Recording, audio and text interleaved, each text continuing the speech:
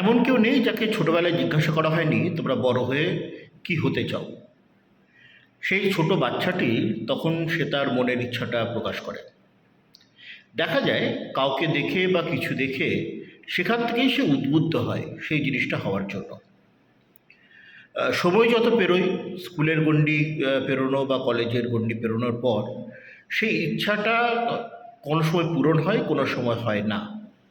এবং দেখা গেছে মাধ্যমিক পরীক্ষার পর বড় হয়ে কি হতে চায় এই ভাবনাটা একটা শেপ পায়, একটা সঠিক দিশা পায়। এক্ষেত্রেও কোনো কিছুকে দেখে উদ্বুদ্ধ হওয়া, পরিবারের তরফ থেকে সেই বিষয়টা তাকে উৎসাহ দেওয়া, এটা একটা বড় বিষয়। তাই ছাত্রছাত্রীরা নিজেরাই ঠিক করেন তারা ভবিষ্যতে কি হতে চান।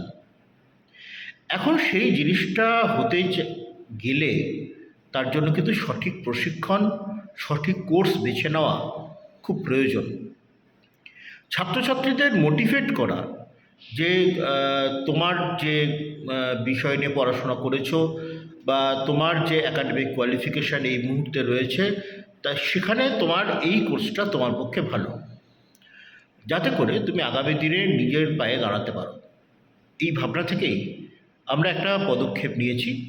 আগামী 2রা জুন রবিবার শান্তিনিকেতন মেডিকেল কলেজ এবং হসপিটালের যে কনফারেন্স রুম রয়েছে, যে লেকচার হল রয়েছে, সেখানে আমরা ছাত্রছাত্রীদের আমন্ত্রণ জানাচ্ছি যে আপনারা আসুন, সঙ্গে অভিভাবকদেরও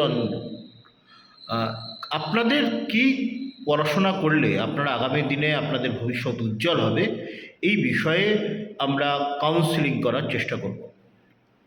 শুধু তাই নয়, আমরা প্রতিদিন আমাদের অনলাইন মিটিংয়ের মাধ্যমেও আমরা সেটা করে থাকি।